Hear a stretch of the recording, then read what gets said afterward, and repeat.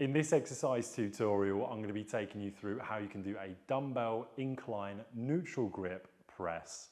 Now, firstly, there are substantial differences between an incline dumbbell press and a neutral press, and specifically, it's the muscles worked.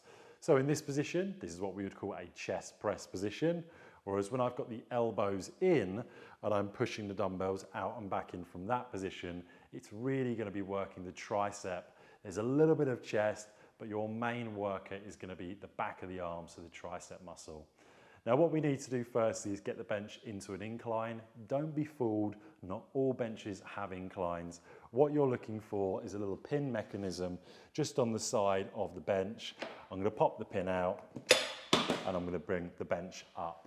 I tend to find with clients, I won't go any more than the first setting of the bench when doing an incline dumbbell neutral grip press. Now, it doesn't matter if you're doing heavy dumbbells or light dumbbells, get into the habit of deadlifting the weights up, popping them on your knees, and make sure you don't pick up those weights with a bent spine. So make sure it's nice and neutral and straight. Bring your elbows into your sides, and then come all the way back so your back and head are on the bench. And from this position, you're going to press directly up. And when you press, come down nice and slow and keep those elbows into the side. Don't start flaring those elbows out.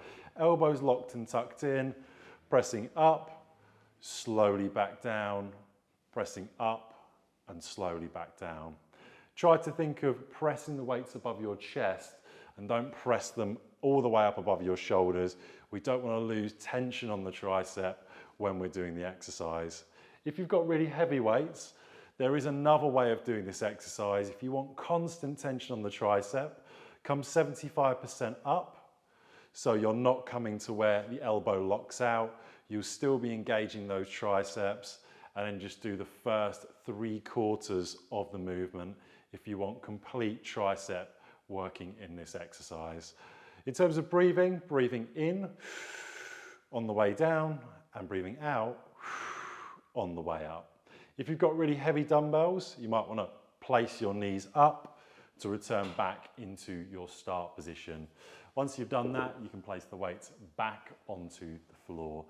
That's how to do an incline tricep press, or alternatively incline neutral grip press, and you'd repeat that for your desired amount of sets and repetitions.